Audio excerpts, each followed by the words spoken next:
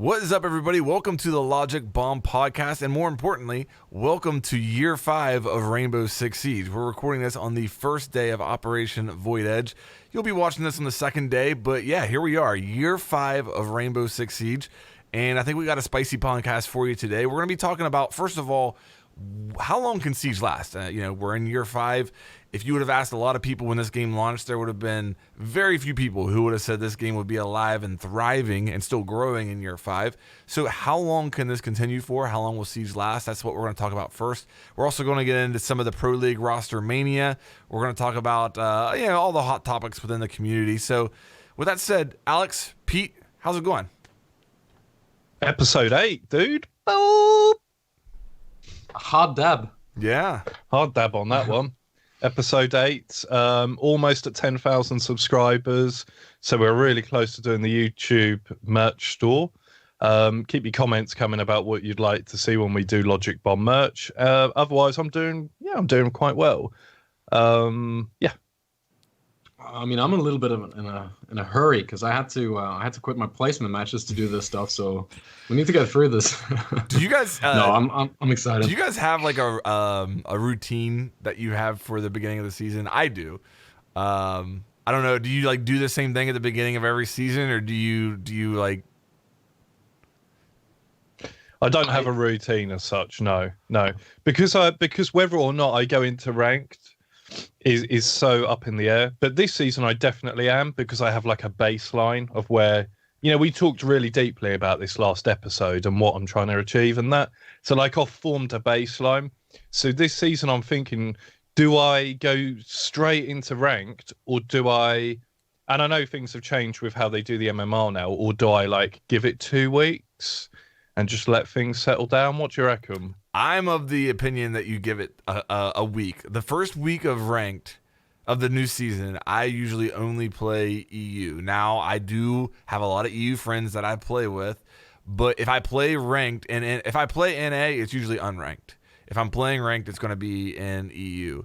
And that's not to say that I'm over there throwing or anything like that. Like, I care just as much about my EU rank as my NA rank, but to me, because of the soft MMR set, like I ended this season at like 50 MMR off of Plat 1 in NA, which means my soft MMR reset is going to be fairly high. Maybe not as high as, if I was Diamond or Champion or whatever, but it's going to be fairly high. So, if I win my first 5 placements, which is a good thing, I'm already up there. You know what I mean? I'm up there probably in Plat 3 somewhere, maybe even a little bit higher than that.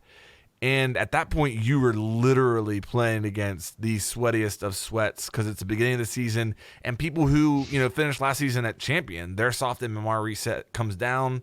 So you're like rubbing elbows with them. I hold off for at least a week. That's my routine every season.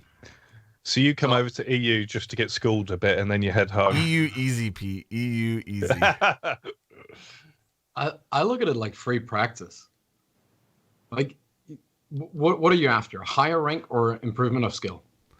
Because if you're looking for improving, then playing now is the time to play.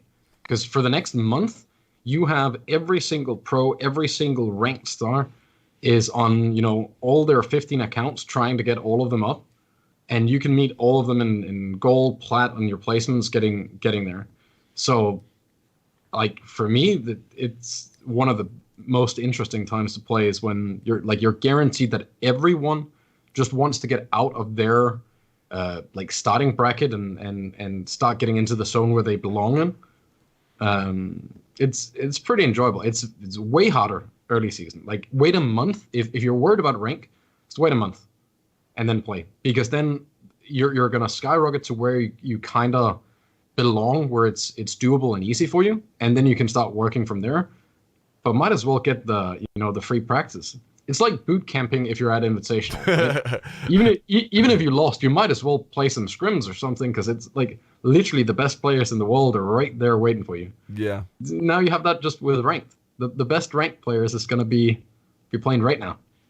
That's very true, and it definitely is sweaty at the beginning of the season. But I don't know. I guess I just try to break myself in with the unranked or the EU ranked, and then go from there.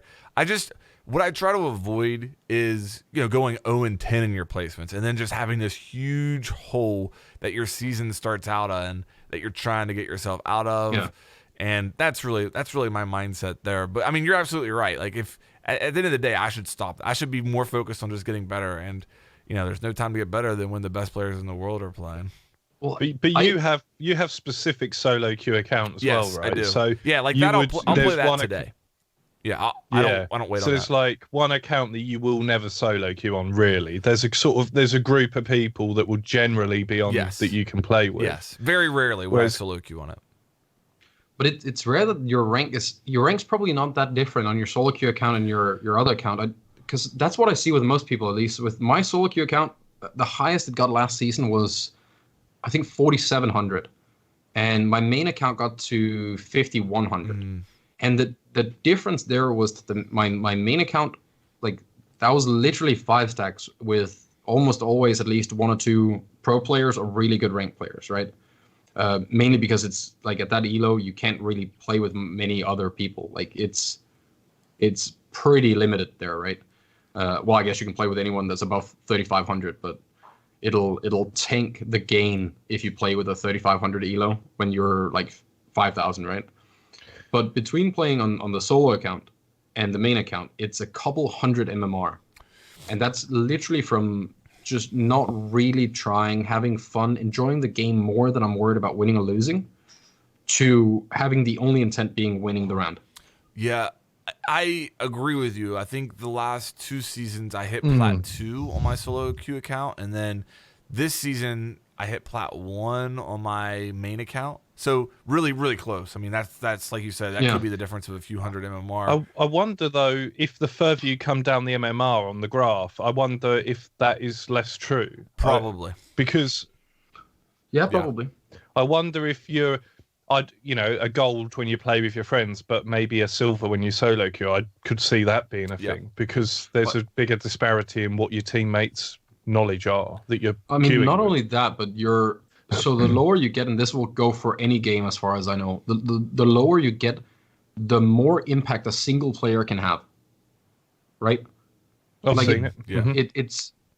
It does happen in high rank, but it's rare that you find a player that over 10 games is the top performer, right? Like, I can't really think of any time that has happened. Like, people are going to have good and bad games up there, but if you have a good player playing with you in low rank, it's much easier for them to be outperforming in every game. So I don't know how much that will have to do with it, but I do see it. That probably does split that a little bit, yeah. The soft MMR has made a big difference for the solo queue account as well. Mm-hmm. Yeah. Yeah. I mean, I know we're off topic here, but... It doesn't matter. It's our yeah, podcast. it doesn't matter. No, we're just having a conversation. But so to the listener, okay. So if they want a challenge and they want the opportunity that Zoranik goes on about a few moments ago, then actually just dive in. But if you are really, cautious about your rank, then perhaps do just give it a month and dwell in the unranked part of Rainbow Six Siege, or at least I'm going to give it a week. Before I go straight to rank. All I want the people who finished last season at Diamond and Champion to finish their placement matches. To get out of here. Yes, I want because of the soft MMR reset. Me finishing at Plat 1 and them finishing at Diamond and Champion, we're gonna be rubbing elbows in the beginning of our placements, depending on if I win a couple, especially. So I just want them to vacate the premises and allow me to have some fun in there. All right, like. So my first game last season, I solo queued on the Smurf. Well, Smurf, I don't know if you can call level 270 that, but my alt account. I jumped into solo rank queue to do my first placement, and it was against a 5-stack of pros. Welcome to Siege. Yeah. Enjoy. Yeah. That was tough, right? Like, then you've kind of started the season out. You're like, all right, it's gonna be rough. All right. Well, I was interested to see if you guys had the same kind of routine that I did, which I think we're all a little bit different in that respect. But all right. So how long can Siege last? That's kind of something. I mean, Pete can tell you. That's something I think about a lot for a long time, because, I mean, at the end of the day, I'm a Siege content creator, and I love my life right now, dude. Like, I want to keep doing exactly what I'm doing right now for the rest of my life. So, one of the things that I think about a lot is how long realistically can Siege survive? Here we are going into year 5. What do you guys think? With the announcements that we had during the Invitational about the up-and-coming Year 5 and Year 6, I think that the foundation for Rainbow Six Siege to go into the future is better than ever. I mean, they talked about this game being, the 10-year plan for this game, but during the announcements of the Invitational, they actually changed. I think they talked about... did they talk like 15 years, stuff like that? Now, if you consider in the past, we had the 2 operators per season, and they're moving to 1 operator per season, which I think we've already gone over on this podcast. So there is going to be a bit more wiggle room for them with the content. And I think the thing they've got to be careful on is just not to over bloat the game with pointless content, because a lot of games I've played in the past, kind of like I play Rainbow Six Siege now, they can sort of overbloat, and that's something that I think Siege has been very good at not doing. Like, if I give you an example of, say, Battlefield as a franchise, there's so many... They introduce so many different things and game modes and stuff, and it sounds so cool, and new map packs, and then actually it just sort of like divides the player base, and I think that's one of the key things that they need to avoid doing with this game. But overall, I would say strategically, I think that they're really honing in on making sure that this game goes for many more years to come. But did you see the part of the reveal that I'm talking about where I think that the phrasing moved away from 10 years to 15 almost? I honestly think someone overspoke a little bit on that desk, because he looked all, looked a little bit funky after saying it. I don't know if it was a joke or if it was true, or... But it looked like it wasn't supposed to come out. So the way it did, at least. One thing before you carry on, Zyronic, just really quickly, how many operators are we on? 52, right? I think 54 after this. 54. I want to say. Okay. I can't remember. Yeah. All right. So just really quickly, Alex. So that's 1 operator per season now to 100. Where does that change with the years? Because that's perhaps where that 15 came from. That's why I've interrupted you. That's perhaps where that number... Fair. I think like the 100 operator thing is a soft goal. I think. I don't think anyone is sitting there going, it has to be 100, and then at 100 we stop, right? Where Dylan is smiling. What? He's thinking. Well, yeah.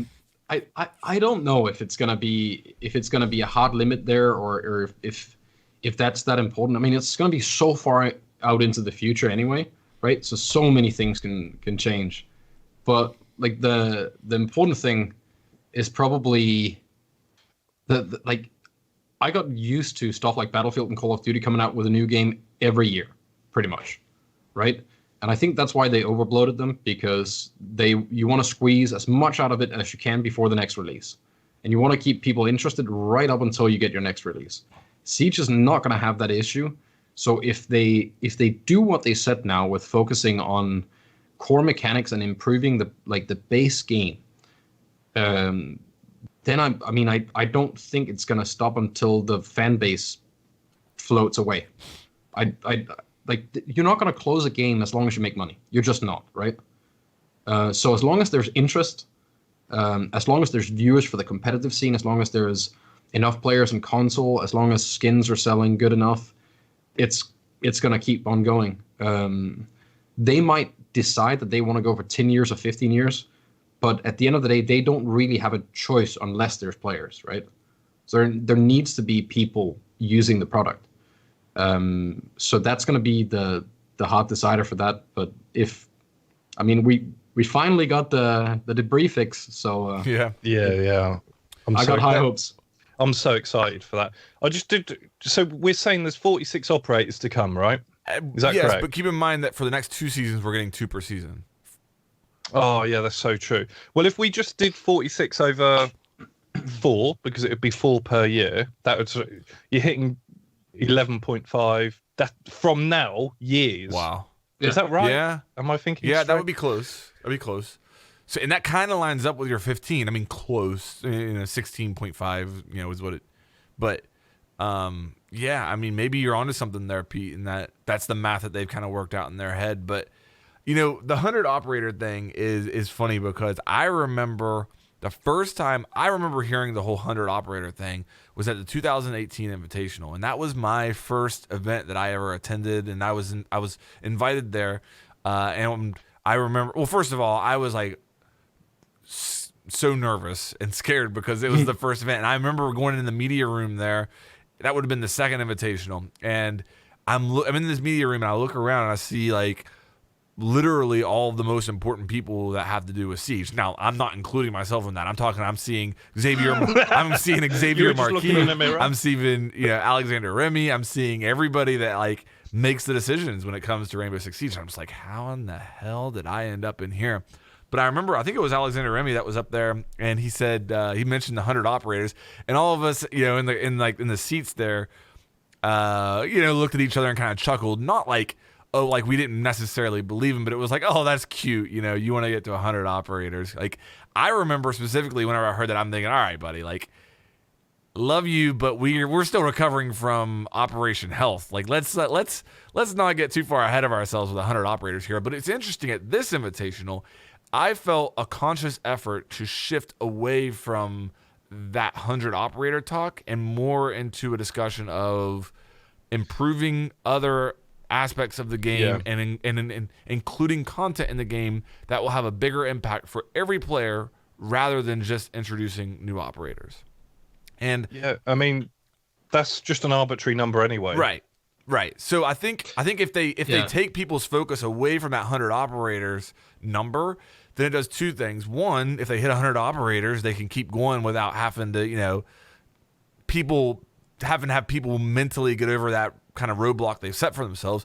Two, it lessens the blow of only receiving one operator per year, because now, you're only receiving one operator per season, but you're also getting an arcade game mode. You're getting the barricade debris fixes. You're getting drone spawning where you spawn. You're getting all this stuff that's probably going to have a bigger impact on you than what a new operator is. And so I don't know. I just thought that was kind of interesting to think back to two Invitationals ago and the messaging there compared to the messaging now. I think the first time we saw that whole official 100 operator thing and where it really like catched on was a PC Gamer article or something with Alex Lemay, where he was talking about we want to make it to 100 operators, right? Yeah. For me, I always saw that more as like longevity statement, saying that the whole "we're here to stay" kind of thing. Mm-hmm. That like we're not quitting before we hit 100 ups. But it can't be that important.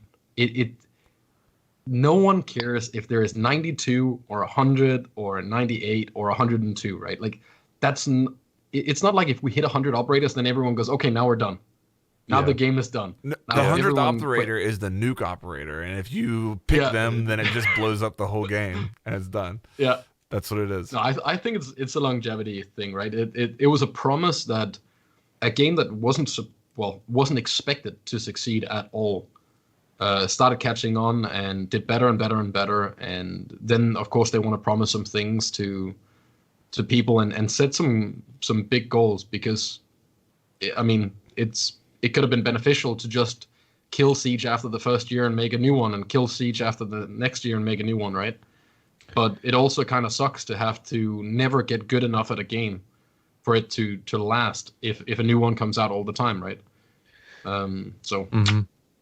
And that's perhaps why, and you kind of touched upon it there, but that's perhaps why they purposely set the number as being so big and so far into the future that it actually gives you reassurance as a player, as an esports organization, that this game is actually going to be supported for many, many years to come. When that number 100 came out, I don't know how many operators we were at, but we were nowhere near it. We're halfway now.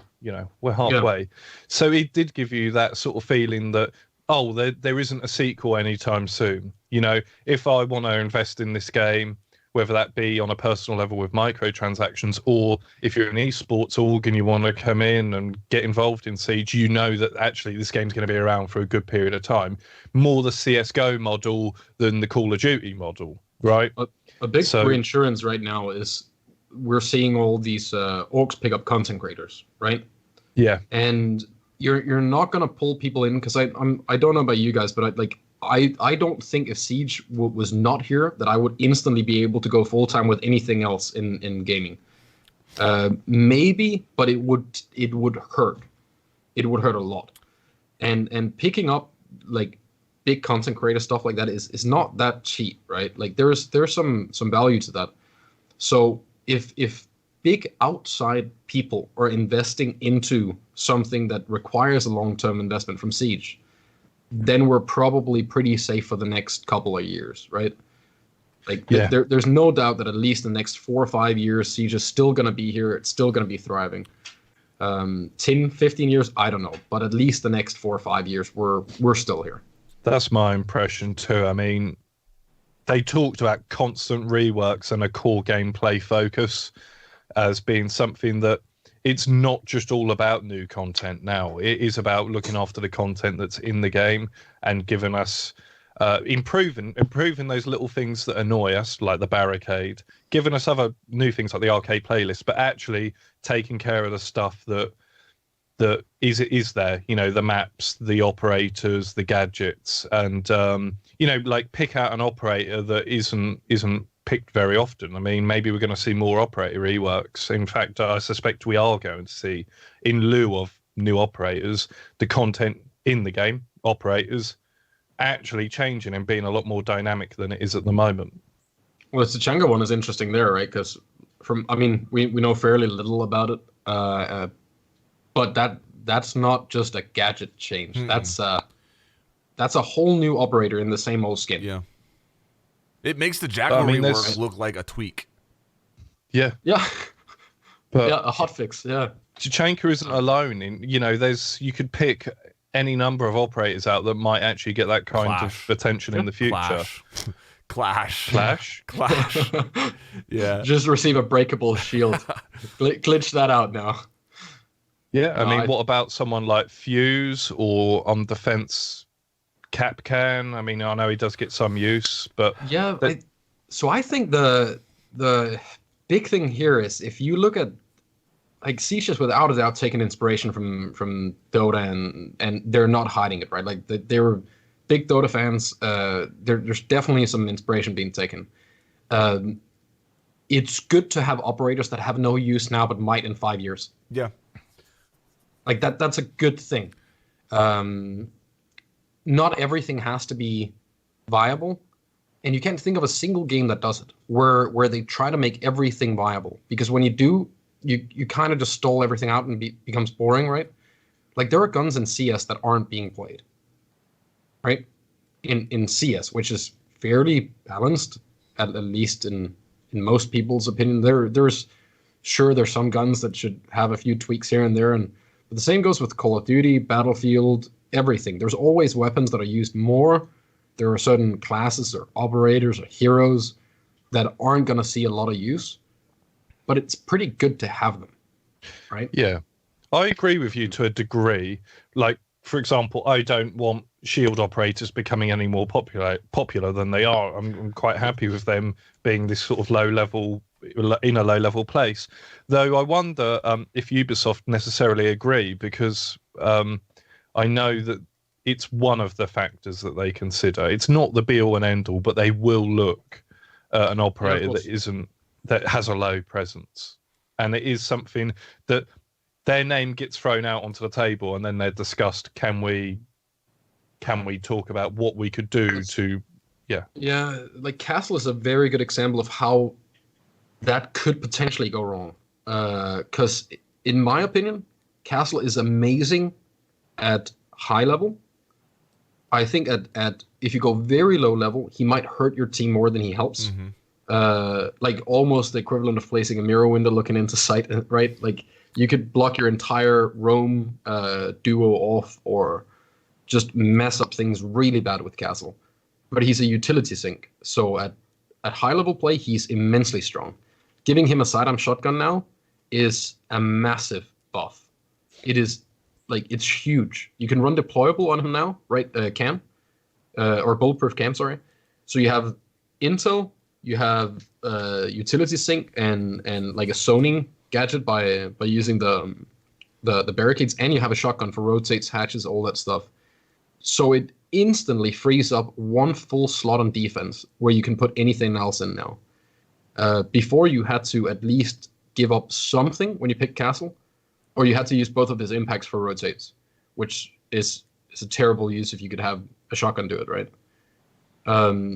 But if they were to buff Castle, like change his gadget, I think that would be a shame because it's such a core thing.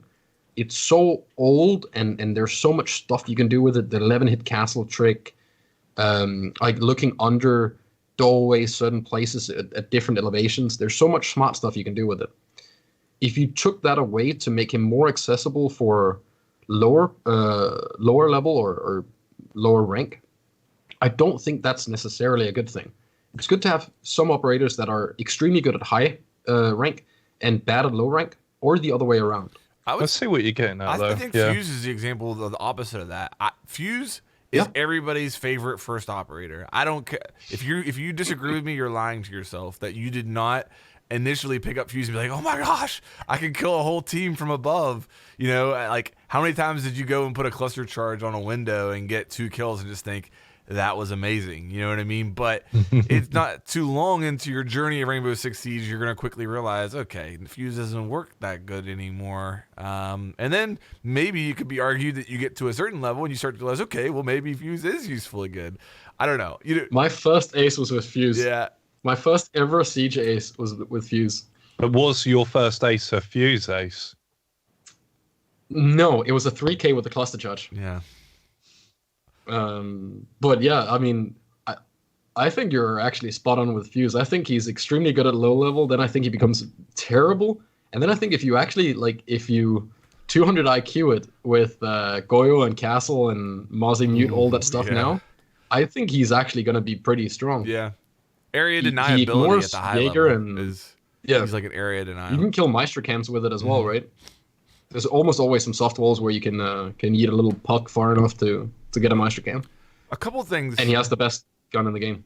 So a couple of things I'd like to say regarding longevity of Siege. There's 2 big milestones, I guess you could say, or components to that conversation that I want to emphasize. Number 1.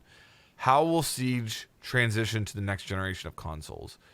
If that transition goes smooth, and if there is genuine excitement about Siege on the next generation of consoles, then I think that will bode very well for Siege's longevity, at least for the next 8 years. If people who pick up the next generation of console have, for some reason or another, no interest in downloading Rainbow Six Siege on that console, that could be a bad sign. It doesn't mean the end of the world, but that could be a bad sign. And, you know, it could actually, I mean, we could be sitting here in 2 years, guys, and having a completely different different conversation regarding the relationship between console and PC if console plays its cards right. I know we've talked about this a little bit on the podcast in previous episodes, but I just want to mention it again to a certain degree, because imagine, let's say that Microsoft creates a really good product with the Xbox One X that you can play Siege on the X, or the next generation of Xbox. You can play Siege on that device at 120 frames per second. You have your FOV slider. You have native mouse and keyboard, and you have crossplay between the Xbox and the PS4 5. And you don't have hackers, or let's say that hackers are as little of a threat on the next generation of consoles as they are on the current one. Okay. Imagine then that Microsoft decides, hey, PlayStation has their esport with Call of Duty. We want our esport to be Rainbow Six Siege. And they dump a bunch of money in it. People don't necessarily remember this, but the reason there was a console Pro League the first season is because it was partly sponsored by Microsoft. And that money went away, and therefore the console Pro League went away.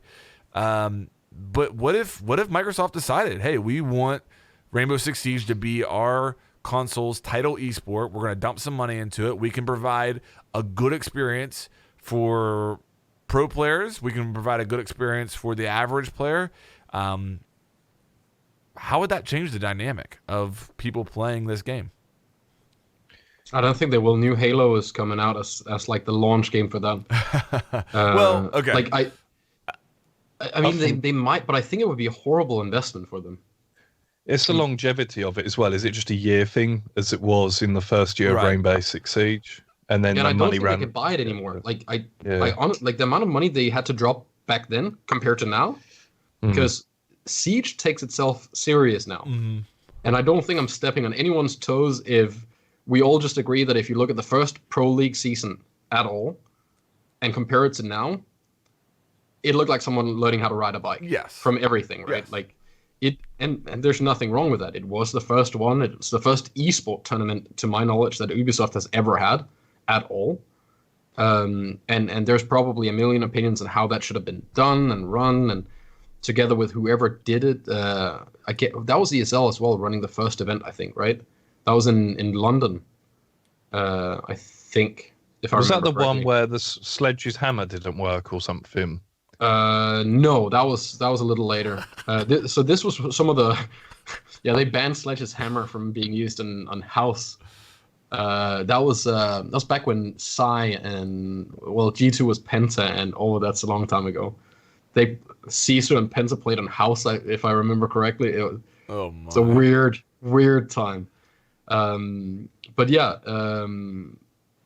it looked like a mess compared to now, right? Like if you spectate Siege now, it looks like a proper esport. Things are they're working most of the time, and it looks good. It's enjoyable to watch. I don't think it's not going to be this. Like, if they have to drop an offer on this, they're going to have to drop a long-term offer. Yeah, but I mean, it's not out of the realm of possibility. I mean, Sony has done that with Call of Duty, and I would argue that in a lot of ways, the statistics surrounding Rainbow Six Siege as an esport regarding viewership and stuff like that is actually healthier than what Call of Duty is currently. I think you could make that argument. There's some variables there that are involved. We won't get into that, but I don't think it's impossible to think that could happen. And let me ask you this, because this is what it comes down to. If Rainbow Six Siege Pro League was played on an Xbox, would you play Rainbow Six Siege on an Xbox? With a controller? No. It'd still be mouse and keyboard. No. If it's on Xbox, I'm saying that it would be the one Pro League would be held on Xbox with mouse and keyboard, and the Xbox would be capable of running the game at least 120 frames per second with all the other amenities that PC players are used to. I just find that really jarring. I know where you're going with this. I really do. I know where you're going with this, because we're talking about the more powerful consoles and being able to use this hardware. I just think you're not going to rival a PC with a console when it comes to how you can customize it. You know, a $400 console is not going to rival a $2,000, $3,000 setup on a PC. I just don't think that you are going to have people migrating from PC to console because that's the thing. I agree, but you don't get to choose the PCs you play at on LAN either. So from if you're a competitive player and you would be playing on an Xbox with mouse and keyboard on a monitor and not a TV and not on a couch but in a chair, then I don't think anyone would care if I launch Siege and I can't tell the difference. Then there's no issue, right? The only guarantee would be there is no the console isn't cracked yet, so there's no cheats. But I would rather have the cheaters removed from PC than have to have everyone that has $5,000 PCs need to swap to get a clean environment. Because I feel like you'd be kicking everyone in the face if that's the way you did it. If you went to say, well, now if you want to play without cheaters, you're just going to have to buy a console. Yeah. Right? Like that's what we've been doing with our 2080 Ti's and all of that. Oh, you want 120 frames? Gotta buy a PC. Right?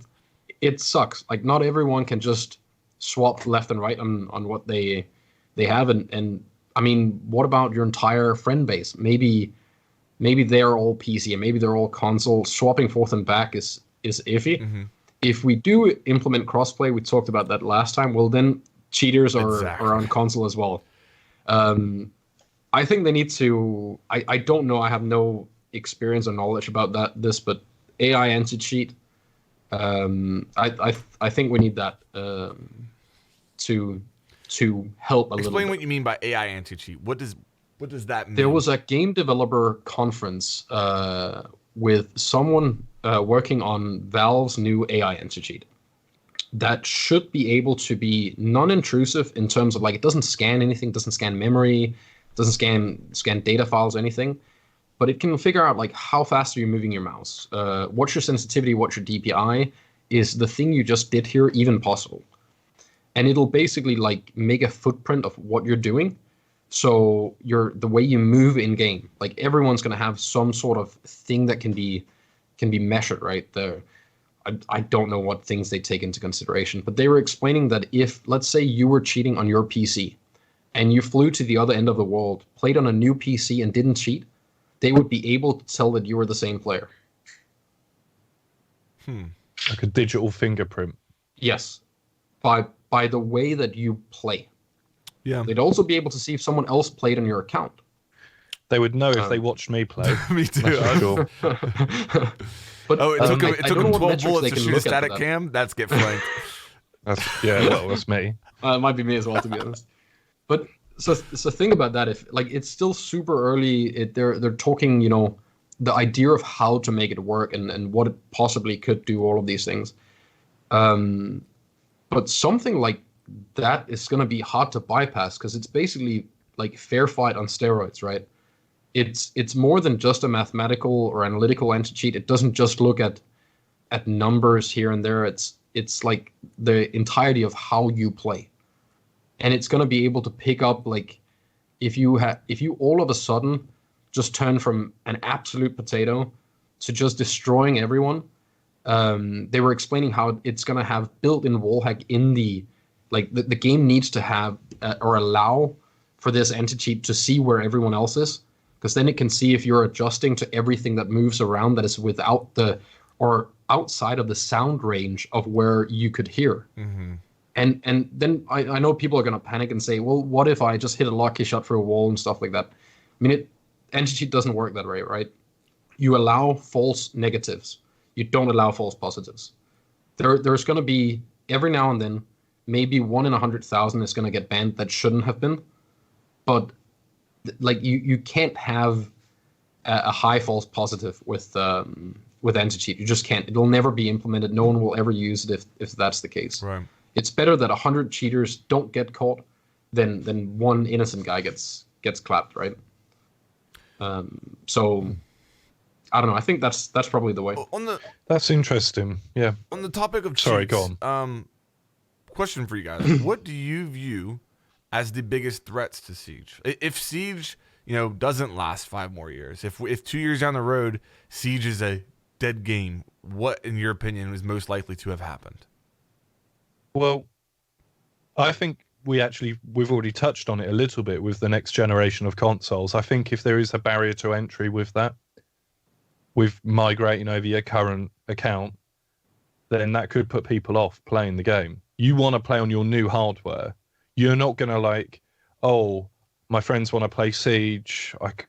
I either have to start again here or I've got to go and load up my PlayStation 4 or whatever. Mm-hmm. I want to play on my PS5. I'm excited about this. There's, 4K graphics. I've got I don't want to go backwards. So I think a big part of it is how Ubisoft handle the transition between, because we know the player base is so big on console. Let's not mix our words there. It's not on PC. It's on PlayStation and on Xbox. So that's a really key thing, which we've already touched on already. And just to make sure that it keeps up with its competitors, I think, right now the game has been out. We say it's in year 5, but it's not been out 5 years. It's really been out 4 and a bit, right? Yeah. But October would be 4 years, I want to say. Yeah, I Or think 5 years. CS:GO gets away with stuff that Siege wouldn't when it comes to the graphics, which I don't think is particularly important to us three here.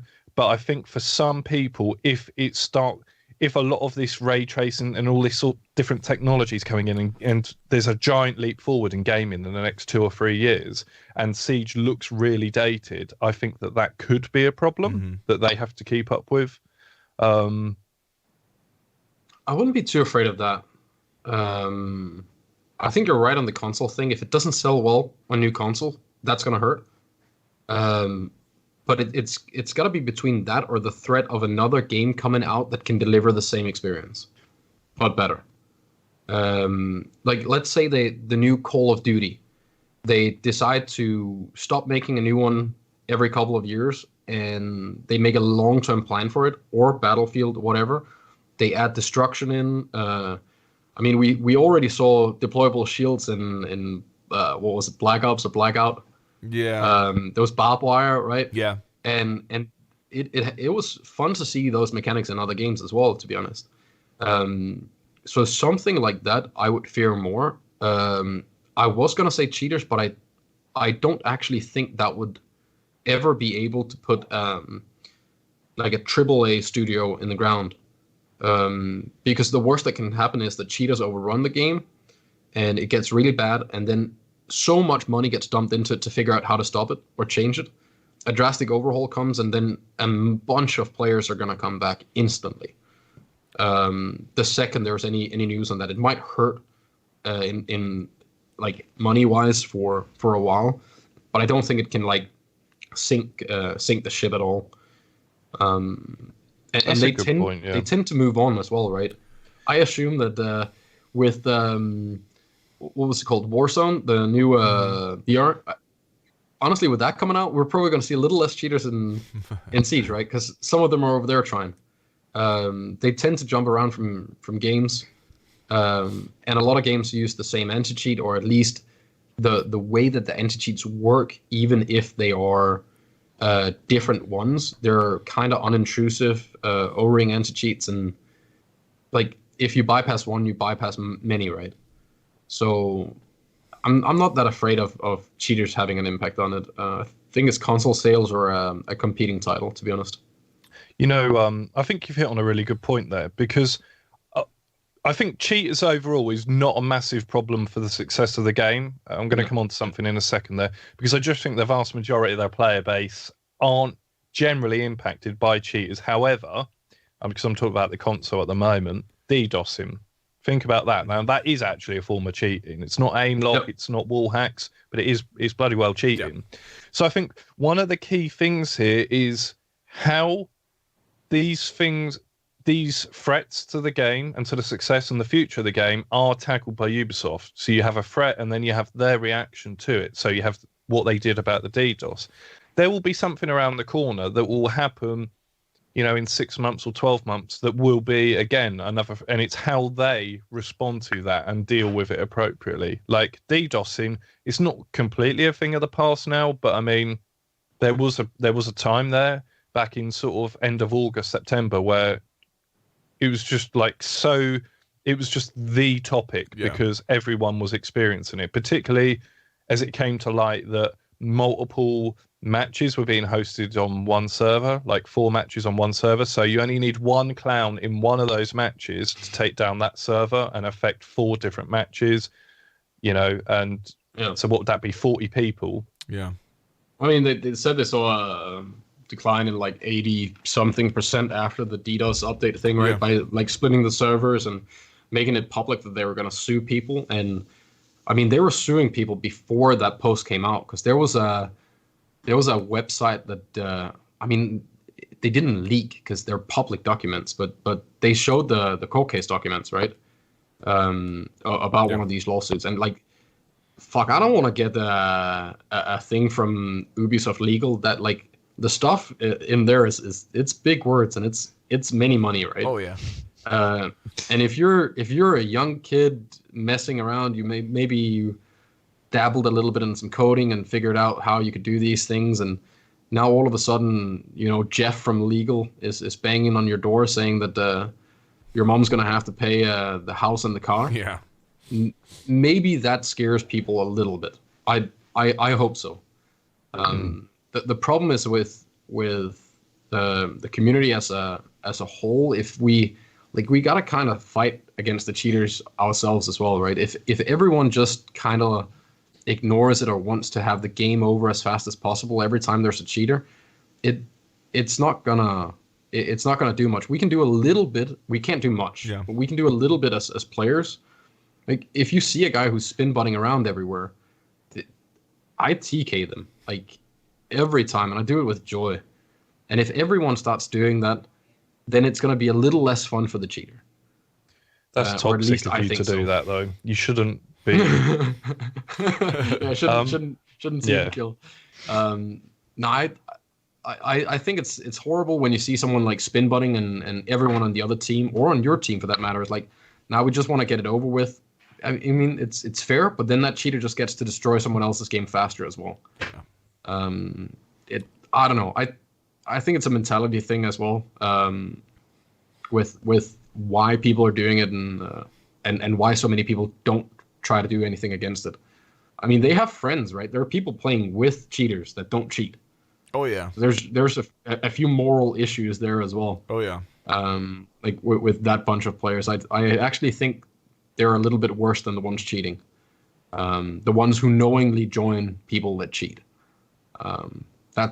I mean, if you're going to be a worm, then at least go full worm. It's a pretty pussy move, isn't it? Yeah. It's very spineless. But I think harder penalties against that kind of stuff. And then make brackets for cheaters. Like a low Like priority queue? No, not even. A cheater queue. Just give them full priority, man. Give them great service, good ping, the whole thing. Just let all the cheaters and toxic people play with each other. Do you know what I would do? Spawn them into a casual match where they're playing as the hostage and they're just looking through the eyes of the hostage and they can't actually do anything, but they have a button they can press which goes like that. But maybe not.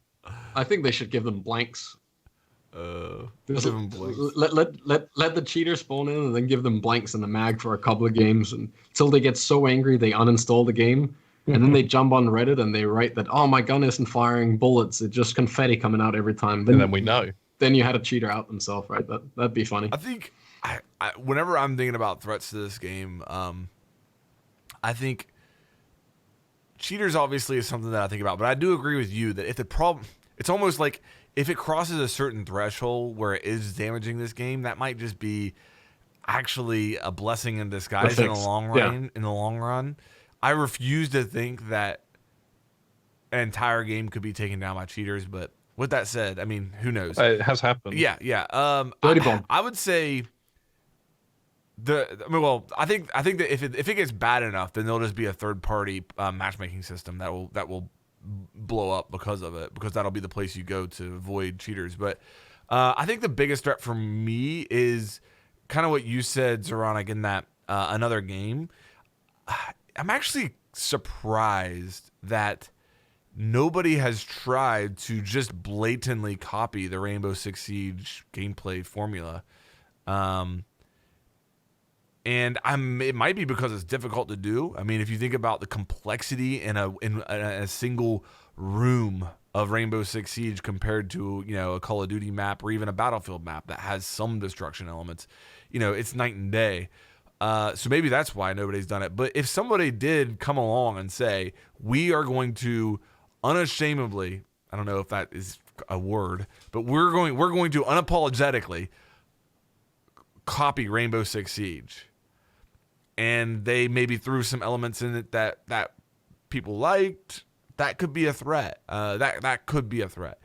But it would have to be on console, so it would need to be a fairly reasonable publisher to do this, a fairly big one. But I mean, we're look at Valorant, dude. Like, I mean, they're not like Valorant. League of Legends straight up copied Dota 2.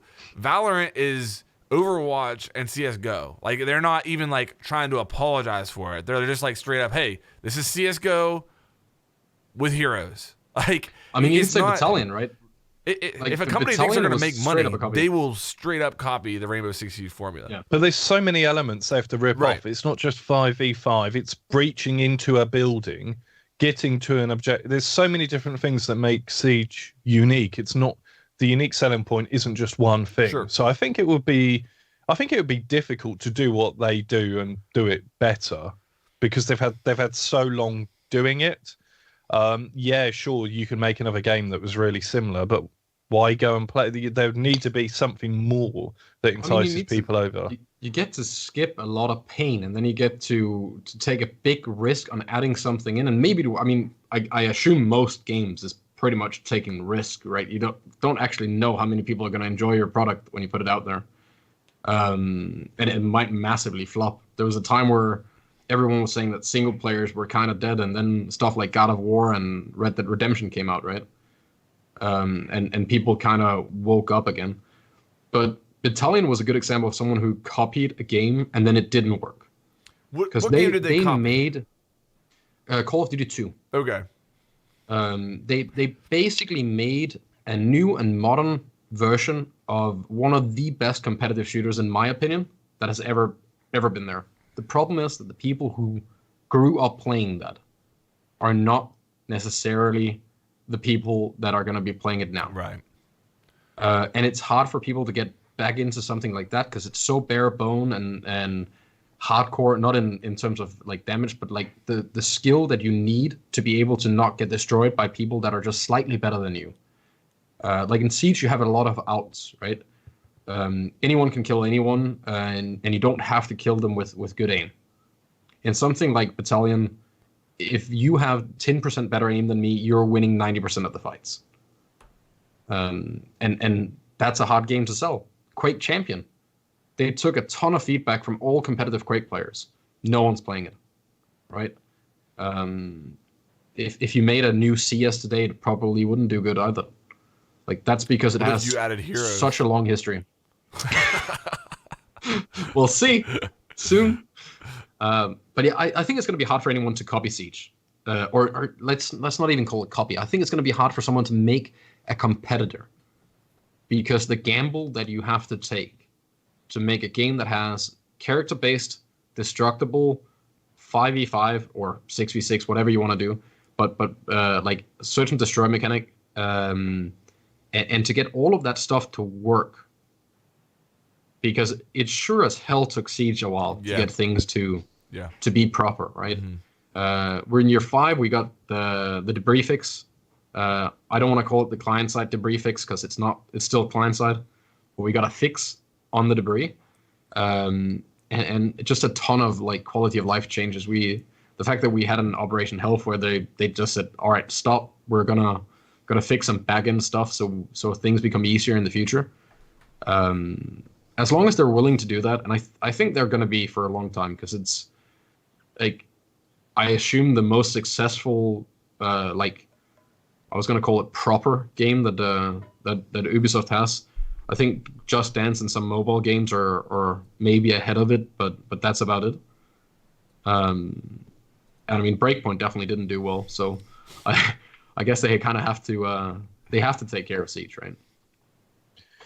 I think for a game to come out that is a threat. Sorry, while you were talking, I was just researching this because I remember there was another game like Overwatch, and I just wanted to check. It was Battleborn. Do you remember Battle? Yeah, there was Lawbreakers too. Lawbreakers, but do you remember Battleborn? Yes. Which came out around the same time, and I don't think.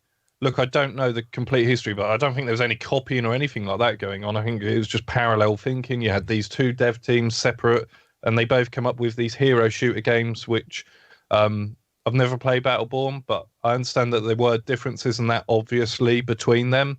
But there was only room for one of them to be a major success, and Battleborn has declined completely. So I suppose the point I'm getting to here is, if a game comes out that's new and like that's the threat, well, I think it's got to be someone like Activision or EA. It's got to be a major publisher that can outspend Ubi. You know, there's no way an indie team does it, because every time that happens, a big developer just says, you know what, we got $200 million to throw at this thing. So we're just gonna yoink that in and make something that you just can't. Perfect example of that is Right. Ready or Not. I mean, that game is still not out, and a lot of people are comparing it to Siege because I do think it does have a destruction element. It definitely has a SWAT feel, which I think Siege has kind of gone away from. Yeah, I don't think Siege has that at all. Yeah, right. But I think people are comparing it because it looks to me like it's close quarters with some destruction. So people are kind of comparing it like that. But we'll see. We'll see. I mean, it's tough. It's really tough. Go ahead, Pete. I was just going to say the Ready or Not thing appeals to people that feel slightly disenfranchised with the way that Siege has developed throughout post-release, in that it has got a little bit more futury. Yeah. Right? Yeah. So those people that want the idea of breaching in and playing very tactically and strategically have grasped onto Ready or Not, which seems to be saying that's I think players choose how the game develops by, like, if that makes sense. Like the way that we played Siege when it came out, you figured out that, well, sometimes you don't have to like be slow walking and leaning in, and because you're just gonna get your head shut off, right? So people develop into that. There was an argument on a forum a long time ago about Siege, how now it wasn't as tactical as it used to be, and I remember playing Raven Shield, and I was sitting there reading it and thinking, yeah, that's right. Then a guy came with a really, like, he just mic dropped on everyone. He dropped some videos of multiplayer in some of the old Rainbow Six games, and people are like crouch sprinting around, hip firing each other, and just lobbing grenades, and it looks like Quake in third person. There was nothing tactical at all, and this was like competitive games, right? Yeah. So like the hindsight on that one is, it's not what we remembered it to be. It was when you played with some friends against bots. And while I'm all for a T-Hunt version 2 where we can all be sneaky and tactical, I'm fine with doing that in another game. Like I also played Tarkov, and I'm definitely going to be playing Ready or Not when it comes out, or at least giving it a try. But to say that it's a competitor, I just don't think they can. Yeah. It's very indie. It's I think the people working on it, there's less than a dozen people. At one time, it was a handful of people. Mm-hmm. So there's just no way. I think if we're talking Ready or Not, it's perhaps a game you buy more for the single player experience or co-op or something like that for the story, which seems as though it's going to be very hard hitting and is going to involve some very mature subjects that perhaps your standard AAA developer doesn't want to touch on. I mean, we've seen recently, I'm not actually going to say the word, but T-Hunt, the word T, we all know what that word is that we don't want to say in a YouTube video, is being removed out of the game. Yeah. Though I think it might still be in the kill feed and stuff. I'm not sure. But anyway, so we've seen like publishers want to move away from controversial topics, whereas Ready or Not are actually going to go head on with certain topics that seem to be very mature. That thing you just mentioned there with that was a big problem in CS. Some organizations were struggling getting sponsors because when big companies that don't care at all about video games and just want to return look at it, they go, wait, you're doing what? Yeah. So you have these guys shooting these guys, and you can play as these guys? What? You can play as the T's. Yeah, and that was a big issue. Have you noticed that Valorant doesn't have any blood? No. It doesn't. That might be a China thing. Well, it's a very clear decision. Yeah, they're going to make that game as PG as possible. It might be something you can add. What's that? Right, it might be something you can add. Right, like an in-game option. It could be a trailer thing, because then they don't have to put it as like PG-18 or whatever it's called, right? So they can drop it on all platforms, and it's kind of like F-bombs on big live broadcasts, right? You get a couple, and if you go past that, then it's pretty bad. I don't think it's all right. I can already tell. Like I'm stopping myself because I know that what I'm going to say here is going to like trigger so many people. And hit it. So let me just put the disclaimer out here. I doubt this happens, but if you noticed in the cinematic, what was it called? The Battle of Champions, or the big cinematic that was revealed at the Invitational. That was really cool. Okay. Oh, the dust. Yeah, well, yeah, it bullets? wasn't blood. It was like chalk that came out, and they really emphasized this is a simulation. This is a simulation. Nobody's actually getting hurt here. This is. So yeah, I don't picture Siege one day coming out. Hey, in year 6, season 1, we're really like, this is a simulation, guys. We're getting rid of the blood. We don't, it's going to be white for now on. We're safe. We're safe. In the Rainbow Six book, they are talking about how they're training in VR. Right. So if they train in VR, they can use blood. Okay. It doesn't have to be chalk. All right, I see where you're going because it's not actual. Yeah. So, yeah, don't take the blood away. I don't think they're going to go back. Nah.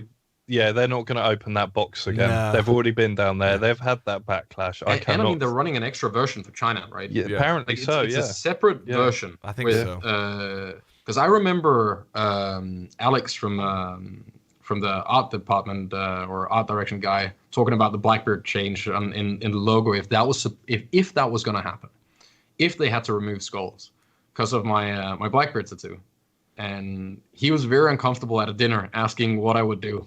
I mean, then it'll be OG. I'm fine with it. But like, imagine if we 5 years into a game had like all of those things removed, and at the end of the day, I don't think I would care. It would just kind of suck, right? Yeah. Like the game wouldn't get better or worse by it, and you wouldn't notice it when you play it. It wouldn't matter, but it would kind of suck to have to like do that just to satisfy some special rules. Let me to conform. Let me say my other point here, because I forgot to mention it. I said there were 2 big milestones for me looking at Siege's longevity. The first one was how it goes to the next generation of consoles. The second one, in my opinion, is that Siege as an esport needs to keep growing and remaining relevant. And as long as that's the case, the game will be healthy, in my opinion.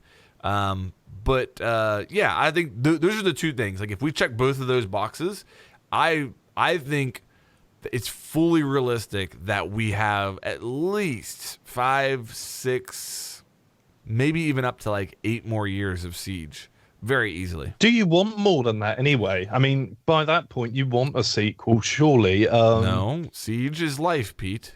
Come on now. Yeah, well, on a new engine, using the latest technology. I think in 5 years you'll be quite ready. 5 to 8 years you will be quite ready for a sequel. I don't know, man. Like CS 1.6 is still one of the best. Quake 3 is still one of the best. Yeah. It's how you make that transition with the operators too, because you've got, do you have different types of hard? The new engine thing never worked. That's like the only 2 things that have ever truly done that right is Dota and CS, right? Like Dota upgraded to Source 2 instead, and that was on the same game. So they just upgraded an engine just to make things better. The question is, if we go 8 years down the line, and I can hit 240 FPS now in the game, with 8 years worth of better equipment, is it gonna be necessary to do that? Maybe it's because some extra things have to be implemented, but couldn't you, like, this idea of just upgrading engine, couldn't you just play around with that engine? Like, how many of the, I don't know anything about this, but like, isn't the Source engine built off the Gold Source engine, which was built off the Quake engine or something like that? And then you got the Source 2 engine that has like something from there, and I think it's the Unreal engine that got heavily modified, turned into the engine that's used for Siege, right? Yeah. Like, just throw programming at it and patch things together. And one day you just download this mega patch and you're basically playing the sequel. You're just playing like a totally different game.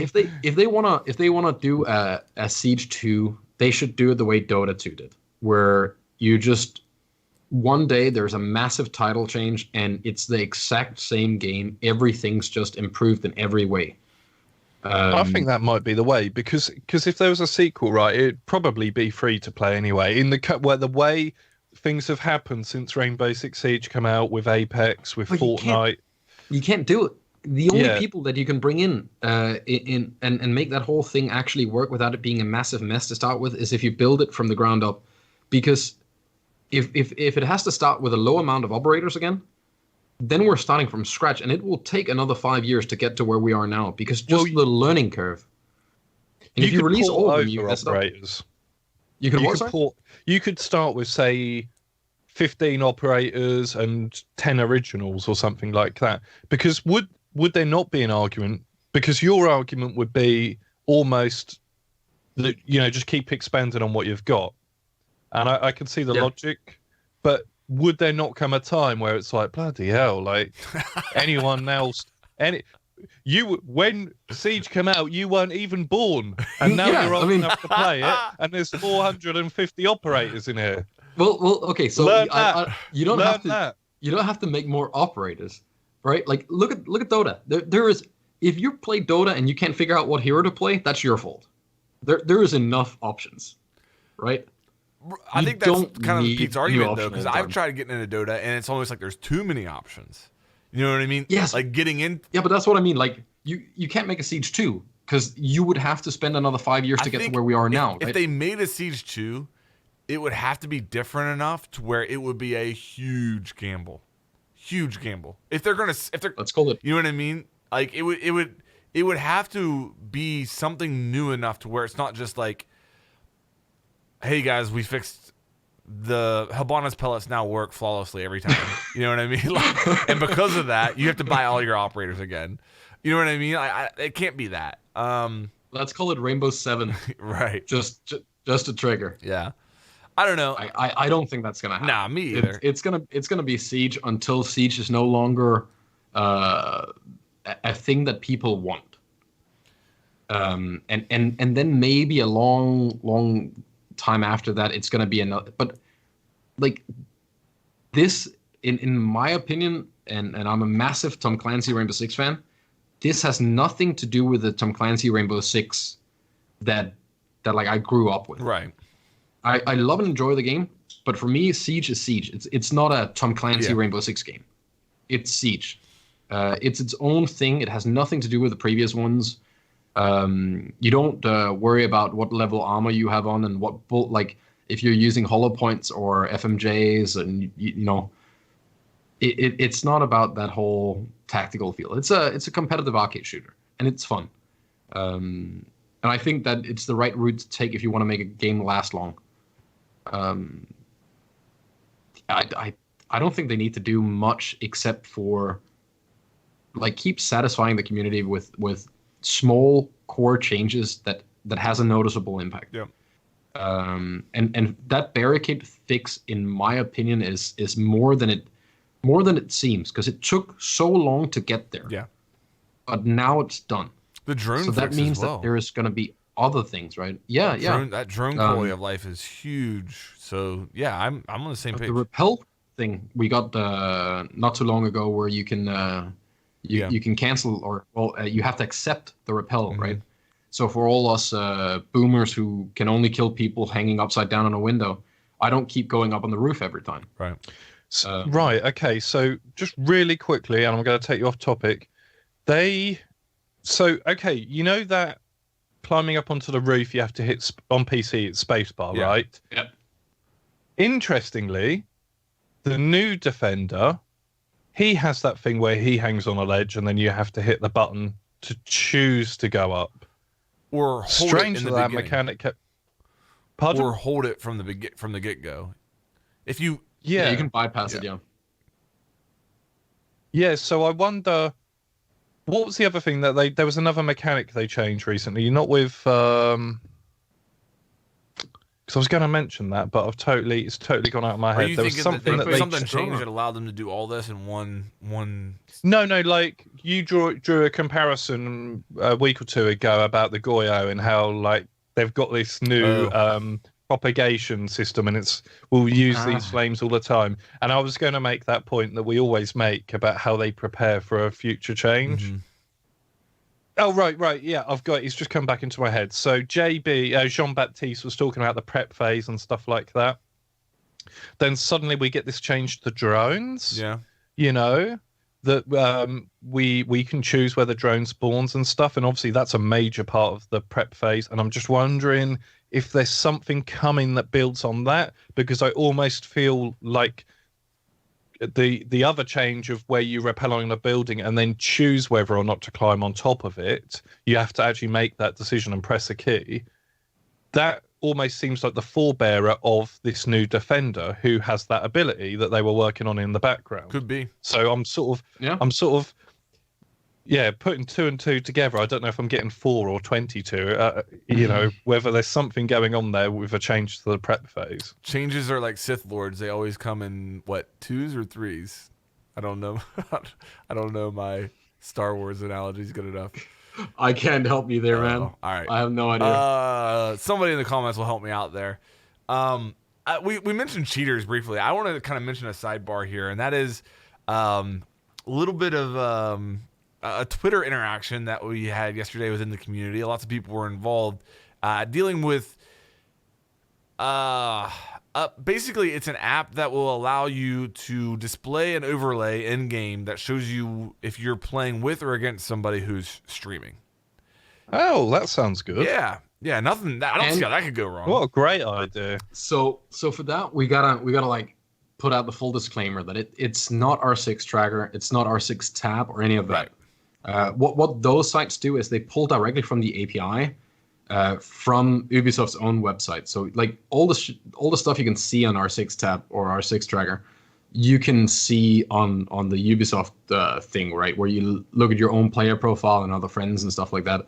It's just that player hash that comes at the end, the same stuff that your gamesetting.ini file is in the folder for PC players at least. So they wouldn't be able to just remove that because then their own stuff wouldn't work. They'd have to kill the API or like remove all outside shenanigans with that. But what we're referring to is a program that does pixel scanning of the stream or of the screen and figures out all the names, compares that to the database with all the players in, and then checks Twitch as well to see, and YouTube and Mixer, I think. Yeah. To see anyone that is potentially streaming that game at that current time. And after this long interaction, this program, as far as I know, actually pulled it off the shelf. Yeah. Okay, so the platform that allows you to use this program is Overwolf. Okay? Yep.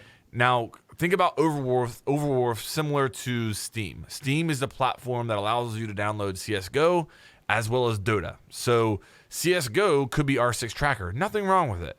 But this other app could be Dota, which is a malicious game that will give you malware. Now, that's not actually the case, but I'm just using that as an example. Steam is the platform that hosts both of these services. So I tweeted Overwolf, and I was kind of abrasive. I said, Overwolf, why do you provide a platform to an app that is designed to help people stream snipe? And actually within 15 minutes, they replied, hey, we have talked to the developer and decided to pull this off of our stores until they make the change that will only notify you when somebody's streaming after the match, which makes perfect sense. And so they actually removed that app from their Overwolf platform until the developer of that app fixes it to where it won't be as easy to use for stream sniping. Now I think they should do the same with all the trackers. What's your problem with R6 Tracker? I assume there was a reason that KD and rank was pulled from the in-game stat. There has to be. Probably. You don't. Okay. So if it's removed by the choice of the developer, I don't think you should be allowed to add it by yourself. You can go online and check it if you want, but adding it automatically into the game, I'm so tired of a 12-year-old screaming at me, we only have 25% chance to win because the other team has a champion. It makes people worry about the wrong things when they play. Yeah. Right? Like, sure, people will say, well, then you can see when there's a cheetah. I can see when there's a spin bot. I will notice that one. And if it's a guy with a 90% win rate and a 5 KD, but nothing sketchy happens in the whole match, I would almost rather play against him and lose and not even know. Right?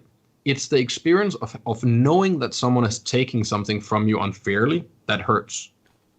So if you like, how many people look at that stuff and they'll say, oh, there's this guy has 6 KD, or this guy has 2 KD, or this guy has this and this. Like, the only thing I'll ever do is I'll scroll down and I'll check if there's anyone at level 35 with an enemy picture. I'm starting to shake a little bit because that's where it starts getting scary. Yeah. But like, if you remove it from the game, either that or just give it back so we can see the rank.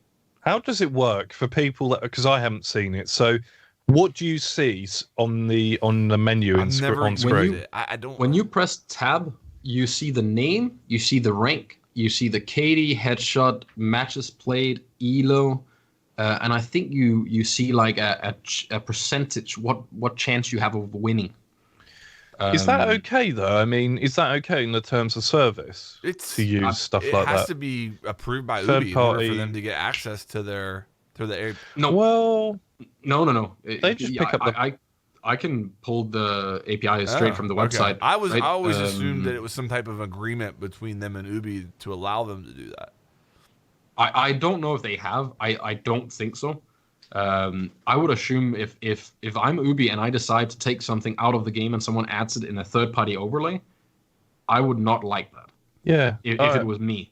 I can't because there was an think that they intent have to remove it, right? Right. Yeah. Like, so let's play the thought experiment of why was it removed? It was probably removed because a lot of people were getting a lot of flag or a lot of toxicity because of their rank, right? Yeah. Like, you would have a guy who, let's say you have 4 plat 2s and 1 diamond. The diamond has a bad game. All the plat 2s are being asses, right? Or people see it on the other side and then they start railing on about how everything's unfair and things just get worse. Or people look at win-loss or KD and start, I don't know, bullying because someone has a 0.8 KD. Who cares, right? You're in the game, try to win it, play it. It's the same argument I had for cross chat. At least now it's default that cross chat is off. That is good enough for me. Now I'm happy. But this whole thing, I think we talked about it earlier in another episode, that this whole idea of like measuring yourself up before the game instead of just playing and then seeing who wins, like it was never a problem in games 5 or 10 years ago, ever, right? The one who performed the best would literally get shoulder claps by everyone going, damn, good job, man. That doesn't exist anymore. At least not in ranked. It's everyone's assuming the worst and everyone is just like, if you have a weak player on your team and he's not on the other team, he gets the shit, right? It just not a lot of good stuff comes from. How long's this been out then? Couple of years, I'd say. Yeah. Well, this overlay. Yeah. This overlay. Yeah, I'd say probably a year and a half, 2 years. I could see them getting rid of that, to be honest. If that became really prevalent. I don't know how they're gonna remove it. It doesn't give you an unfair advantage though, right? So TOS allows for them to pretty much do whatever they want because it says any use of a third-party program that gives you an advantage. The problem is if they aren't willing to ban stream snipers, that like if there's proof of it, right? Like them saying it in game in chat. Yeah. That's the same as, calling fire in a crowded theater. Like you kind of fuck yourself over there. One email would probably stop it. I mean, if Flanked could it do something in one tweet, then I think one email would probably stop that. I don't think so, man, because like they can't remove the API access. What That's about not Overwolf? Doesn't Overwolf have to have permission in order to run it as an overlay? Overwolf. If I don't think so. Overwolf is steamed to CS:GO, then Overwolf can just say to that company, "Look, this overlay that we're putting on screen, we're not going to do it anymore." Sure, because Ubisoft Overwolf can remove it, but then you're just putting it on another platform. All that's doing is Overwolf is just a shell to hold these apps and allow it to work in coordination in an overlay. Because I mean, it's pixel scanning. It's not cheating. It's not illegal. If you're allowed to stream, then you're screen capturing. Well, that works on the game. I don't know. And you have a capture hook. Yeah. That is literally the way we can record the game. Yeah. Shadowplay wouldn't be able to work if like pixel scanning is there are aimbots that work off pixel scanning. You can't take that stuff away. Right. Like you're gonna have to look for other things, right? I don't know what the answer is there. I've never really had that big of an issue with R6 Tracker. I've had a few times where teammates have said oh my gosh, we only have a 10% chance of winning this game, and that's annoying. But I've never felt like it's malicious like that stream sniping app was. No, I don't find it malicious. It's annoying. I think it's small dick energy to need to have this level of data on the other team and let it affect you before you play. I think it adds a lot of bad things, and I don't think it adds anything positive. Like you can say that, well, we can see if there's a cheater. Sure. Would you not rather not know and then have a good game? Yeah. Like at the end of the day? Absolutely. We're a little bit late on this, but I do want to talk about it. The big roster changes. Obviously, the biggest one being G2. G2 looks like a completely different team now. Fabian is currently unemployed, which is, can you imagine saying that a year ago? Imagine a year ago saying, in 1 year, Fabian will not be on our roster. Yeah, what do you guys think there? I would honestly think that, like, if you're the IGL of the big team and you get pulled off the roster, I think that would make it a little hard for you. Like, it's not like being the top fragger of the team and then getting removed. Because maybe that's a little easier, but like you're pulling in, and I assume that's the position that anyone would pull him in for would be an IGL, right? Yeah. So you need to find a team that's missing an IGL or willing to give one up, and IGLs are often not willing to give up IGLing. Right. That's kind of the thing they do, right? So I think that makes it a little hard because he publicly said that his initial plan didn't fall through. So he's gonna take a couple months off and stream and play ranked and have fun. But I think maybe it came a little later than both he and the team expected. I think they probably wanted to do this earlier. I think he said because publicly it does seem he asked a little for a trade after they lost at Invitational. Yeah. Like pretty much as soon as they lost the Invitational, he asked for a trade. I'm pretty sure he said that. But I would think this predates that. Oh. I would think this goes back further than that. I don't know. But it all seems a little hasty. With picking up, making things public, all of that. Yeah. I'm super excited to see how they do though. Like international trade with Virtue coming to EU is pretty big. For anybody who's not familiar, to G2 EU. dropped Fabian, and obviously Sir Boss was just temporary. They picked up Virtue and Citizen. Okay, so sorry, continue there. But I just wanted to make sure we were clear. So they picked up Virtue from Fnatic, right? And Fnatic is taking Aces back to the main lineup, and then you got Ben or Citizen from Navi joining in on G2 as well. So they got the frag powerhouse. It's pretty much what they did when they picked up Uno and Kanto as well, right? Like they picked up two people that stood out in terms of fragging. Yeah, and like it's I don't know how it's gonna work. I don't know if they're gonna play normal Siege with normal roles and then just play it more aggressive, or if Shaz has decided to just put on the Big Daddy backpack and try to see if he can figure out how to make this, like super frag stars actually just chill and do a bit of support stuff. But who's taking the in-game leadership? It's on Uno, as far as I know. Oh, really? Okay. Right. I wasn't aware. I think Uno's going to be running that show. On your topic there of roles and stuff like that, I see a lot of similarities between where Fabian's at now and maybe where Canadian was. So Canadian, I knew you were going to say that. Canadian went through, won the first Invitational. Had a lot of success, performed at a high level with G2. They went into kind of a tailspin, which I don't think anybody could argue that G2 has been in a downward spiral for a little while now. So at the end of that downward spiral, Canadian decides to leave. He ends up getting picked up on another team, and it worked out really well for him. Clearly, they just won the Invitational. I think he brought obviously a good element to that team. So I'm kind of I would be very surprised if there's not another org out there or roster or team that isn't looking at what happened with Canadian and thinking maybe that can be the similar situation with us and Fabian. Yeah. And you did a interview with Canadian, and in that interview with you, he says that he spoke with, is it Lycan? Yeah. Yeah. And it was not a question of, oh, who's going to be the in-game leader when he joins. I mean, he was basically recruited for that. It seems that was why they wanted him, his leadership, and he went straight in to do that. So almost Fabian could be headhunted for that specific role if he wanted it. Or, that's assuming that he wants to go somewhere and be an in-game leader again. Maybe he doesn't want to play competitively, or maybe he wants to go in and not be a leader. Though I would suggest that seems unlikely, because if you're a natural leader, you probably want to go in somewhere and be in charge.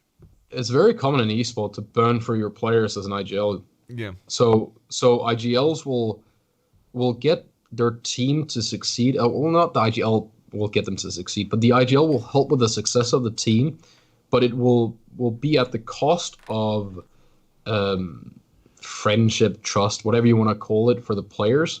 Like, it's super common, and it's not just in Siege.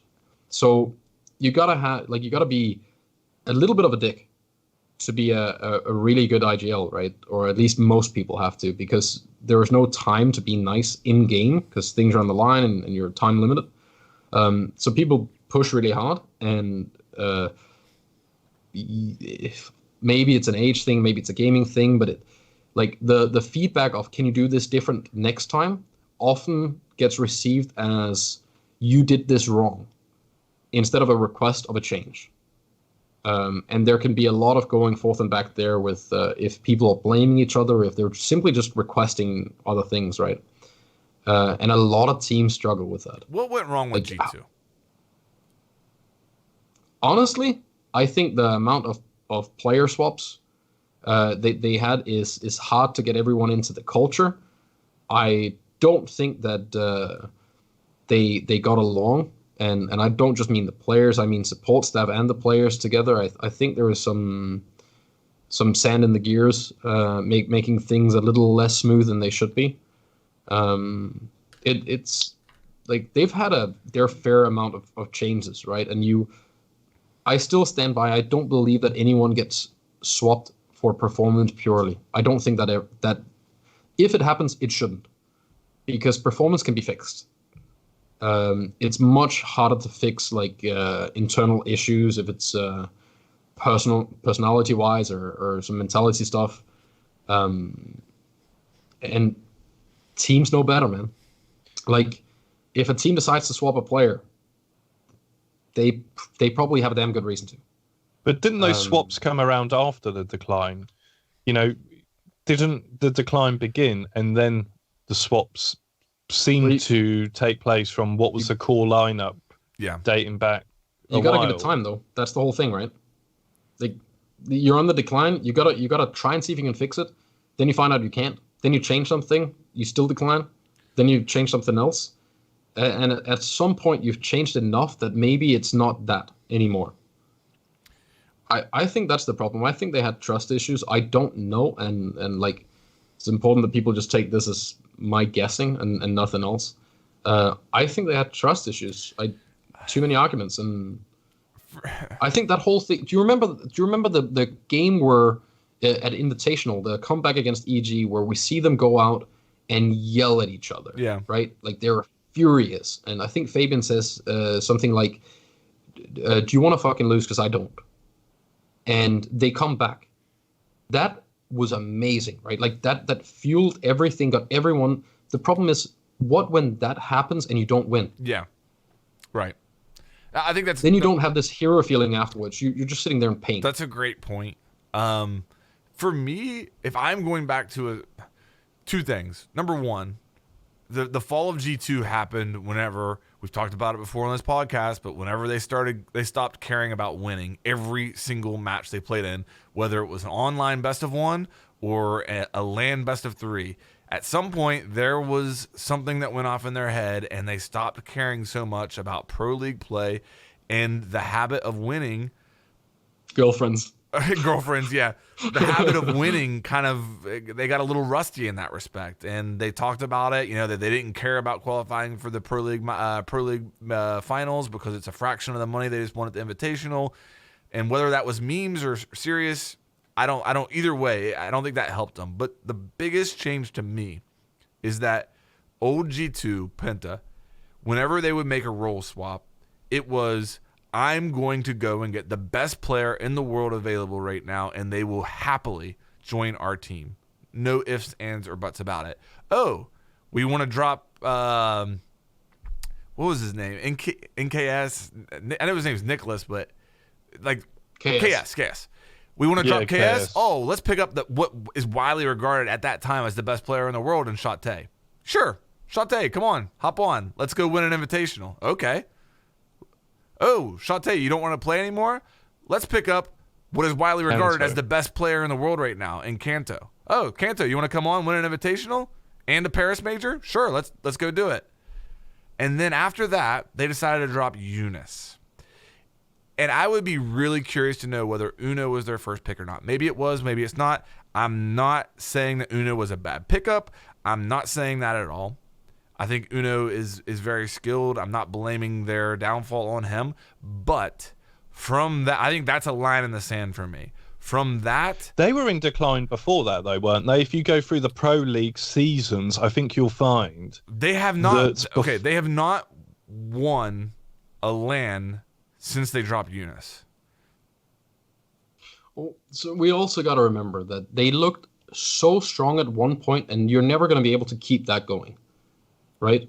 The amount of destruction they delivered to other people, there's no way you're going to keep doing that. And let me finish my point here, because I think that's a huge factor. I think that other orgs and teams caught up to them in a couple of different areas as far as pay and maybe infrastructure and support, that whenever they started making these roster changes, they didn't have that luxury of just cherry picking the first pick that they wanted and the best player in the world, and that player was going to jump at the opportunity to join them because those players were already in good situations. Now, Uno may have been their first pick, but I will almost guarantee you that Krine was not their first pick. And that there was probably somebody else that they approached or wanted in that roster other than him, and that they either were contractually obligated and couldn't get out of their contract or turned them down. One of those two things. And if that's not the true, then I will guarantee you that Sir Boss was not there. They didn't choose to go to the Invitational with Sir Boss 6 months ahead of time. Okay? Well, so something happened. I don't think they had any choice. Right. At that time, they didn't have a choice. But what I'm saying is it degraded to the point where they were no longer the flashing beacon in the sky that everybody would jump at the opportunity to join. And that is what started their downfall, in my opinion. You still, solely by joining them, you have done a ton for your own name. Sure. But they were not in that king position where any player at any moment would throw away everything just to be there, right? You're not crawling for broken glass just to smell their socks. Right. Not anymore. Year 1, 2, 3, yeah. Yep. Poor Ints. I mean, you think about Ints had Shotay and Kanto, and then they go and win a season final, and that's how dominant Penta was at the time. And Junas. Yeah. So, and that's how dominant Penta was at the time. Ints goes and win a season final and still can't keep their players from leaving and joining Penta/G2. Yeah, but like they were fighting an uphill battle as well, because. So G2 gets to be this super dominant team. They destroy everybody. We get more and more teams who will get better and better practice because the top is so much better now. Right. So they all get better, and everyone in EU wasn't like, no one was looking at how to be the best team. G2 was the only ones with that attitude. They were looking at how to be the best. Everyone else was looking at how do we beat G2. And that was the wrong way of looking at it, right? Because sure, you might beat G2, but then you might lose to some other teams. And what do you do once you've won? Now you got to be the king and decide how to run things. And we haven't seen a team be able to do that. We haven't seen a team be able to get to number 1 and take over, right? Right. Empire looked like they were gonna do it, and then they kind of fell from the sky as well. So far, the only team we've seen do what G2 has done is them. If you go further back, it looked like Youngsters was maybe gonna do it. They looked like untouchable, and they couldn't stay there. The only ones that ever stayed there for that long was G2. You're right. So there's a lot of catching up to do from any other team, and there's still at least one player in G2 that knows what it was like back then, and how they got there. So between Pingu as the player and Shaz as their like player manager / coach guy, they can think back and remember what it took. Like, what was the drive to get there? I've got to imagine Pingu and Fabian both have to be extremely hungry right now to succeed without the other. You know what I mean? Because imagine if Pingu picks up this super roster and they flop. You know what I mean? Pingu, I'm sure that thought's gone through his mind. Are people going to say that I'm nothing without Fabian? Imagine if Fabian goes to a roster and he flops. Are people going to say that I'm nothing without Pingu? That I'm nothing without Shaz? You know what I mean? Like, I don't think they worry about that.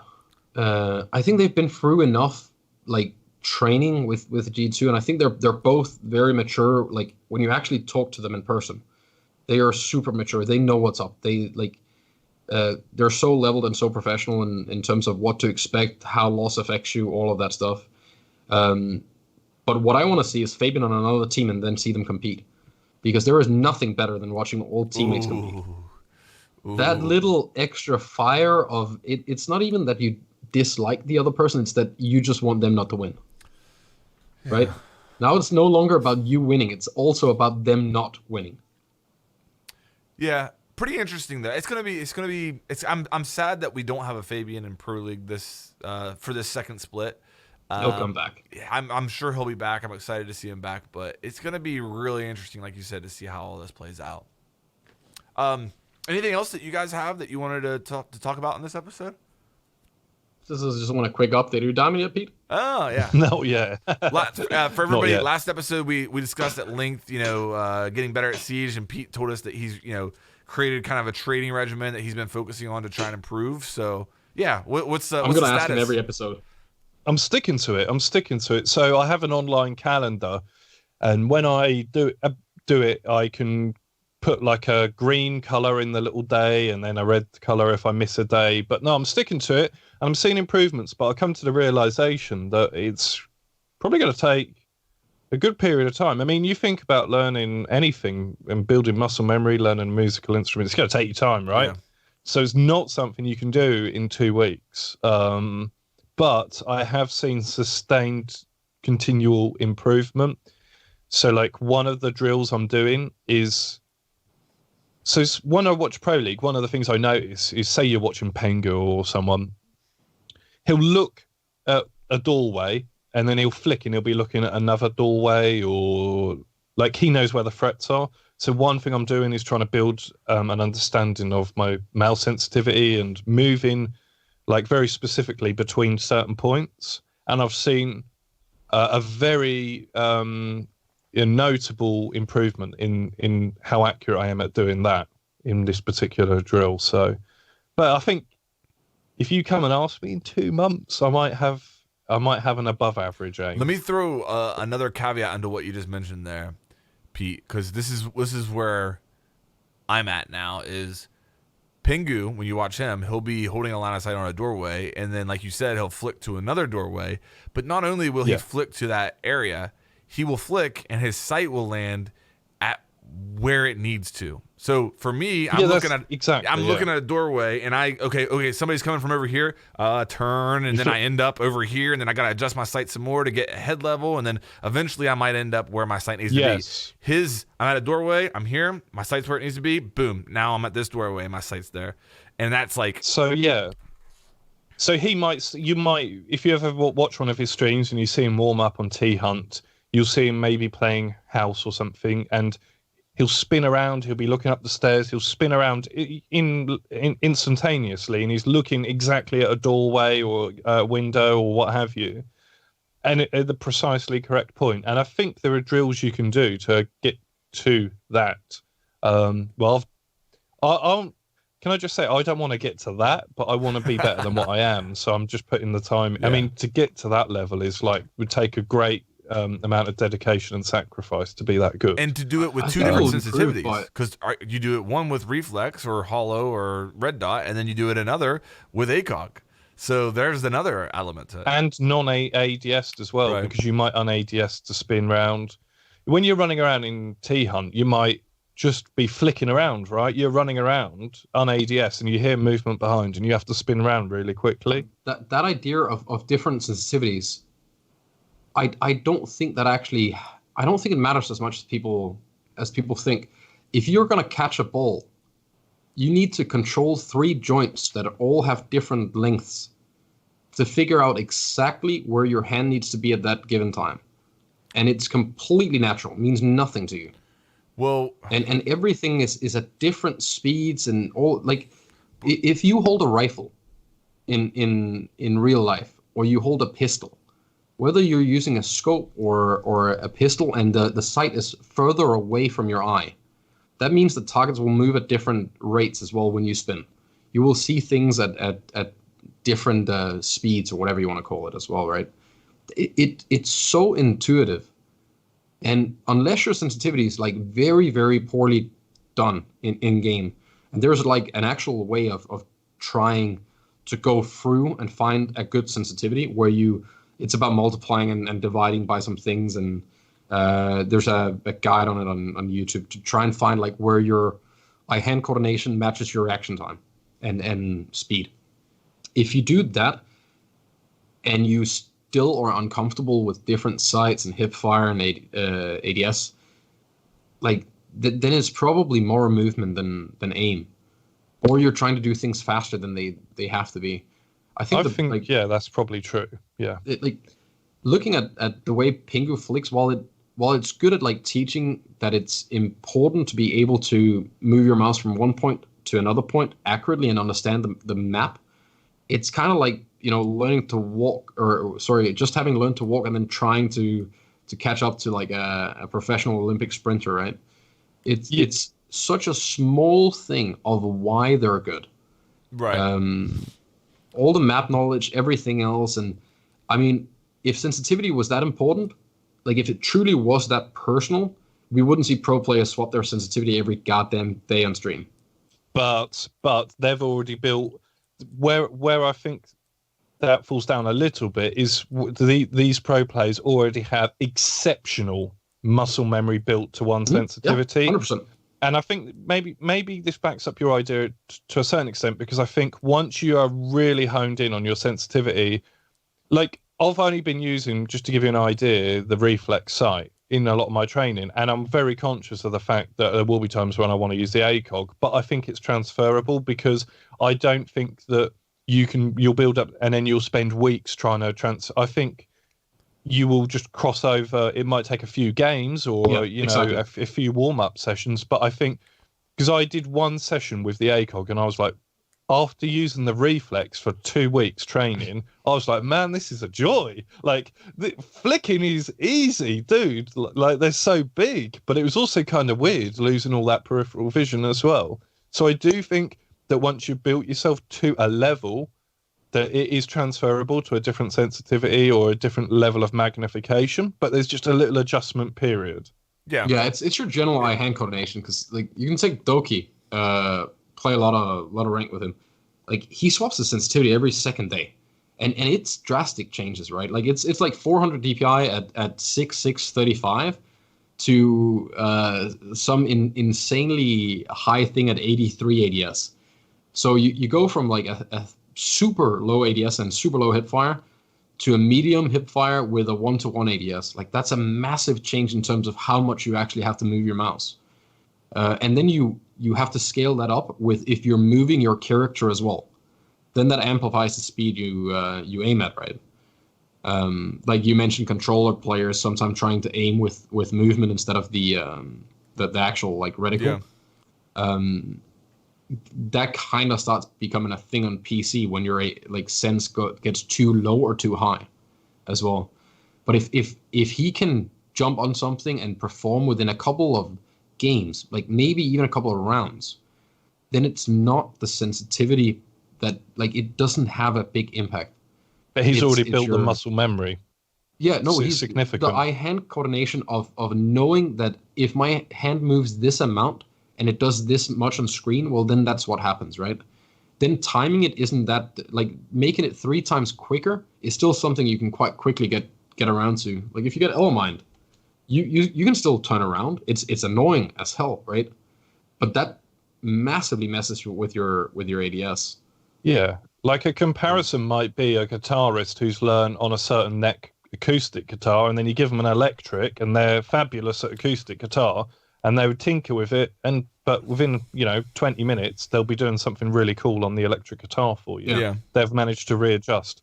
Flank, did you want to come back? Because I realised that was arguing against your point, and you haven't had a chance to come back in. No, not really. I mean, I agree that, I think that obviously aiming with ACOG versus other sites it's relative. So it's not two different things that you're learning. It's one at one speed, one at the other. And within a few movements of looking down sights with an ACOG, you start to grasp the relative motion associated with it.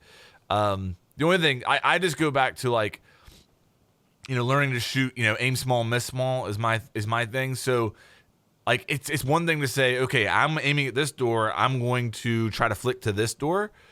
Instead of that, you should be saying, I'm aiming at this piece of wood on the wall, and I'm gonna flick to this piece of wood on the wall. You know what I mean? Because then if I say I'm aiming at this door and I'm gonna aim at this door, well, I might hit my target. I might hit that target, but I might not still be where I need to be to get the kill.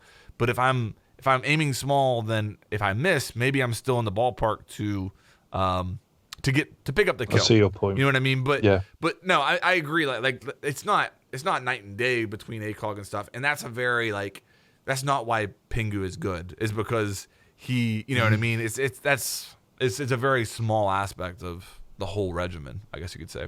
But it's still a good point of it's all those small things combining, right, that makes it. I just think the real thing to take away from all of that is when he flicks to a door, when any good player does it, what they're doing isn't flicking to the door. They're flicking to an imaginary player that is coming through that door right now. It's the intent of going there to be ready to shoot whatever might come through the door, because a lot of people will end up doing all this flick training, but they just sit there and go from left to right, or shoot left and right and left and right. What if there was something an inch more to the right now? Would you pick that up, or are you just going playing tennis on the wall, right? It's really fun to do if you have a friend or 2 friends that can do this. You make some shotgun holes in a wall, and you literally flick between them, and every now and then your friend pops up like whack-a-mole. That's cool. And you shoot them, right? Because it's a lot more different when you're practicing on a wall than when someone is there. Sure. Because now you need to react, there's actually your visual changed, right? And that kind of changes things, because you might be fast to flick to that, but can you shoot at the same time? Or are you prepared to pre-fire it? I mean, look at the Buck C8. You might flick really close to a head, but if you just miss it, I mean, that recoil is you really gotta pull half a meter down, yeah. Mm-hmm. Yeah. All right. Well, I think we can wrap it up there. You guys good? Yep. All right. Yeah. Yeah. Thanks, everybody. Like Pete said in the beginning here, everything's going well. We're really excited about the growth of the channel and everything. But, if you have a friend who's getting into Siege, we just had a free weekend, pass along the podcast to them. We always appreciate that. Don't forget, if you are somebody who likes to, watch and listen to this type of content on the go, you can do it on the audio-only platforms such as Spotify, SoundCloud, iTunes, stuff like that. So check us out there as well. Thanks, everybody, for hanging out, and we will see you guys next week. See you later.